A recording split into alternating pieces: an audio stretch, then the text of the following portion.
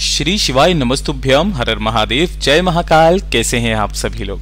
देखिए, आप सभी को पता है कि आज का जो दिन है वो सबसे विशेष दिन है, क्योंकि आज के दिन 11 मई 2025 को पड़ रही है नरसिंह चतुर्दशी का दिन। और आज की रात्रि आप सभी लोगों को अपने घर पर ये चौमुखी नरसिंह दीपक घर में जलाना है। गुरुदेव ने कहा जो आपकी इच्छा होगी वो तो पूरी होगी ही होगी। घर के जितने संकट होंगे, जो परेशानियां घर में चल रही है, बीमारी को लेकर के, आर्थिक समस्या को लेकर के, धन को लेकर के, क्लेश को लेकर के, वो सारी समस्याएं आज की रात्रि खत्म होती है। गुरुदेव की कथा से सुन करके और समझ करके पूरे उपाय को बहुत आसान भाषा में आप सभी लोगों को बताऊंगा। परंतु उससे पहले आप सबसे बस एक छोटी सी प्रार्थना है कि जो लोग पहली बार आए हैं चैनल को सब्सक्राइब जरूर कीजिएगा और वीडियो को लाइक करके देव आदिदेव महादेव का कोई सा भी प्यारा नाम कमेंट बॉक्स में लिखना मत भूलिएगा। इस पूरे वीडियो में हम 4 महा उपायों के बारे में बात करेंगे जो कि आपकी अलग अलग कामना पूर्ति के लिए सिद्ध होंगे। तो ध्यान से सुनना है और समझने की कोशिश करना है।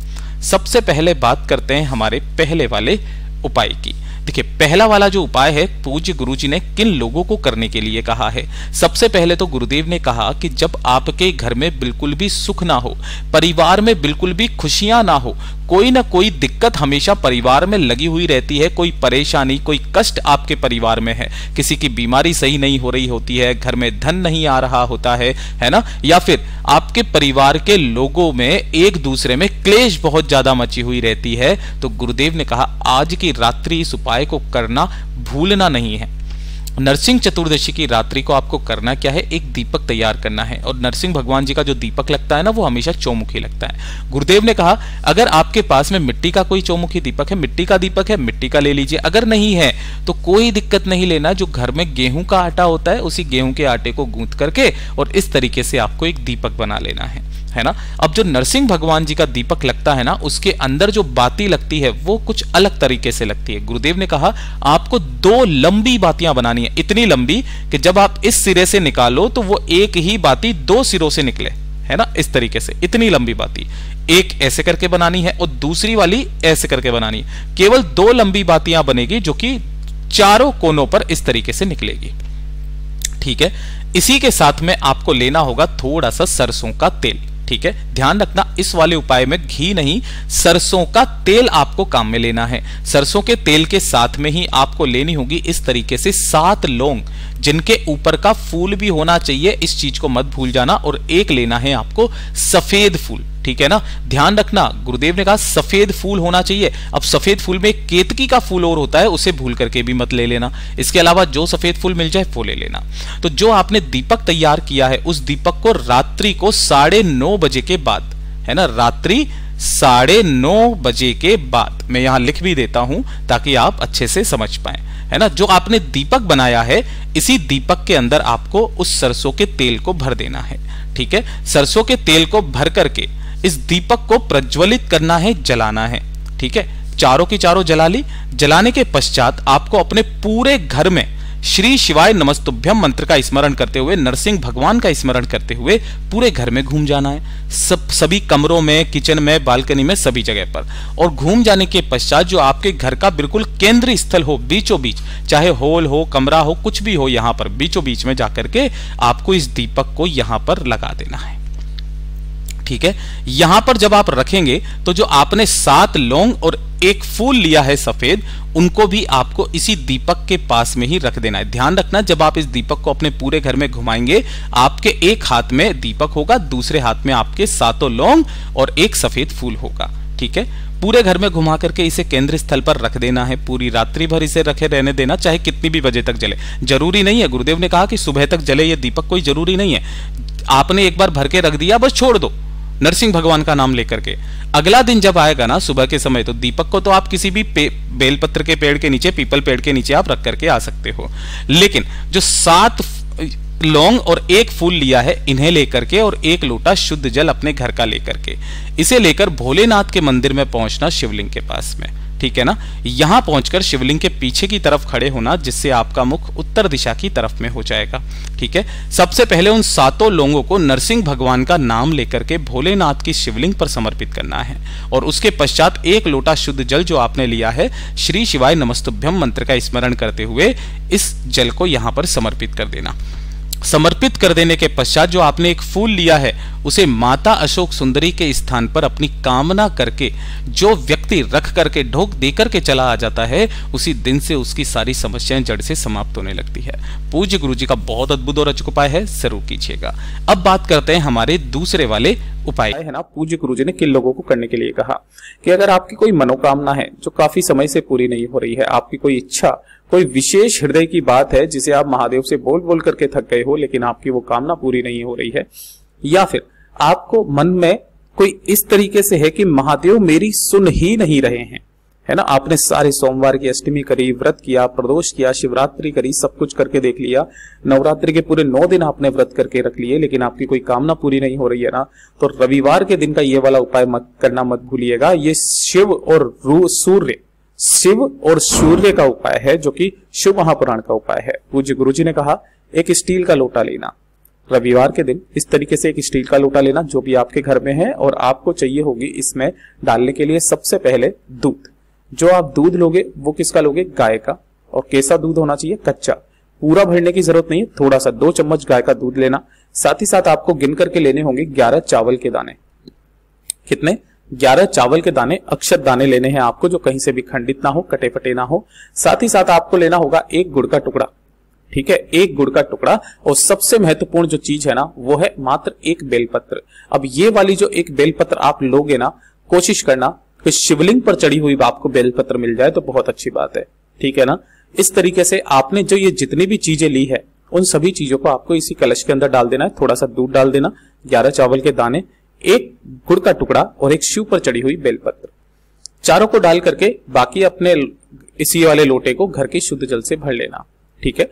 सुबह सुबह रविवार के दिन ध्यान रखना, जब भी आप सुबह स्नान कर लोगे ना, तो स्नान करने के पश्चात आप सूर्य भगवान जी को जब आप अर्घ देते हो तो आपको इसी वाले कलश से सूर्य भगवान जी को अर्घ देना है। अर्घ देने का नियम जान लीजिएगा कि जो आपके दोनों हाथ होने चाहिए वो आपके सिर से 8 इंच ऊपर होने चाहिए। आपका जो मुख और नासिका है वो बिल्कुल सूर्य भगवान के सम्मुख में उच्च स्थल पर होना चाहिए।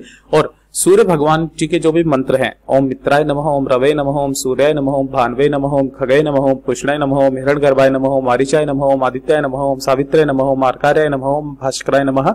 अगर आपको इनमें से कोई मंत्र नहीं आता है, सिंपल सा एक मंत्र होता है जो होता है ओम घृणी सूर्याय नमः। इस मंत्र का स्मरण करते हुए आपको इस संपूर्ण जल से आपको क्या कर देना है? अर्घ दे देना है। अर्घ देने के पश्चात अपने दोनों हाथों को जोड़ना है, उसी जगह पर खड़े होकर के 3 बार आपको घूम करके सूर्य भगवान जी की परिक्रमा करके अपने हृदय की बात, अपनी मनोकामना डायरेक्ट कह देनी है। गुरुदेव ने कहा सूर्य भगवान जी का ये वाला उपाय रविवार के दिन करना स्टार्ट कर दीजिएगा, जीवन में कभी पीछे मुड़ करके नहीं देखोगे, आपकी तरक्की संभव है। बड़ी से बड़ी आपकी कामनाएं इस वाले उपाय से पूरी होती है। पूज्य गुरु जी का बहुत अद्भुत और अचूक उपाय है, जरूर कीजिएगा। लेकिन ये दूसरे नंबर का उपाय करना बिल्कुल भी मत भूलिएगा कि अगर आपके शरीर का कोई सा भी हिस्से ने काम करना बंद कर दिया है, या फिर आपके शरीर में कोई सा भी एक हिस्सा है जो कि आपको बहुत ज्यादा दर्द देता है, तकलीफ देता है, जैसे काफी सारे लोगों के साथ में होता है कि उनका सिरदर्द बार बार आता जाता रहता है, मतलब उनका सिरदर्द कभी सही नहीं रहता, माइग्रेन से संबंधित कोई प्रॉब्लम है या दिमाग से संबंधित किसी भी तरीके की कोई समस्या है, या फिर पूज्य गुरु जी ने तो यहां तक कहा कि अगर आपके शरीर का कोई एक अंग काम नहीं कर रहा है ना, कोई सा भी एक अंग काम नहीं कर रहा है, या फिर आपको हृदय से संबंधित किसी भी तरीके की समस्या है, लेग से संबंधित है, हाथों से संबंधित किसी भी तरीके की समस्या है, तो अगर आपके शरीर में किसी भी तरीके की शारीरिक परेशानी है तो उसका सबसे अचूक उपाय रविवार के दिन का ये करना स्टार्ट कर दीजिए। आपको किसी दवाई की जरूरत नहीं होगी, किसी डॉक्टर की जरूरत नहीं होगी, बस ईश्वर पर ध्यान दीजिएगा, आपका वो काम जरूर सफल होगा। आपको करना क्या है, जो भी आपने एक कलश लिया है ना, उस इस तरीके से एक कलश लेना, ठीक है, तांबे का कलश, और उस तांबे के कलश में भरना होगा आपको जल, और इस जल के अंदर डालना होगा आपको मात्र 1 चुटकी हल्दी, ठीक है, मात्र 1 चुटकी हल्दी, इससे ज्यादा आपको कुछ नहीं डालना। तो ये वाला जो कलश है ना, सुबह सुबह जब आप सूर्य भगवान जी को अर्घ दोगे तो अर्घ देने का नियम वही वाला 8 इंच आपका हाथ ऊपर होना चाहिए, लेकिन जो जल समर्पित करोगे उसका नियम अब आपको ध्यान से समझना है और उसी तरीके से आपको जल समर्पित करना है। जैसे आप मान लीजिए कि आपका यहां पर यह है सूर्य, ठीक है, आपको शायद दिखाई दे रहा होगा, मैं हाईलाइटर से बना रहा हूं, ठीक है। जब आप उस सूर्य भगवान जी को जल समर्पित करोगे कुछ इस तरीके से ना, है ना, तो इसमें से जो जल की धार गिरेगी, इस तरीके से जो जल की धार गिरेगी, आपके शरीर में जिस जगह पर भी प्रॉब्लम है ना, सूर्य की किरण इस जल की धार में से होती हुई आपके शरीर के उस अंग पर गिरना चाहिए जिस जगह पर भी आपकी क्या हो रही है, परेशानी उत्पन्न हो रही है, या शरीर ने काम करना बंद कर दिया है, या फिर नसों ने कार्य करना बंद कर दिया है, हृदय से संबंधित है या सिर से संबंधित है, या फिर आप जब ऊपर की तरफ से जल समर्पित करते हो तो जो सूर्य की किरणें ऐसे करके इस जल में से जाएं वो आपके मस्तक पर टकराएं, है ना। इस तरीके से आपको जल समर्पित करना है कि उस जल की धार में से सूर्य की किरणें आपके शरीर के उस अंग पर गिरनी चाहिए जिस अंग पर भी आपके प्रॉब्लम हो रही है। पूज्य गुरुजी ने कहा केवल रविवार के दिन, हफ्ते में केवल एक दिन, रविवार के दिन करना स्टार्ट कर दीजिएगा, फर्क आप अपने आप देखेंगे। पूज्य गुरुजी का बहुत अद्भुत और अचूक उपाय है, जरूर कीजिएगा। बात करते हैं दूसरे वाले उपाय की, और ये जो दूसरा वाला उपाय है ना, यह है धन का उपाय। अगर आपके जीवन में धन नहीं आ रहा, पैसा बिल्कुल आ ही नहीं रहा है, खर्चा बढ़ता चला जा रहा है, पैसा बिल्कुल बच नहीं रहा है, कर्ज लेने की नौबत आ गई है, क्रेडिट कार्ड पर जिंदगी बीत रही है, एक छोटा सा काम कर लीजिएगा जो कि सिर्फ और सिर्फ रविवार के दिन का ये सबसे अचूक उपाय है।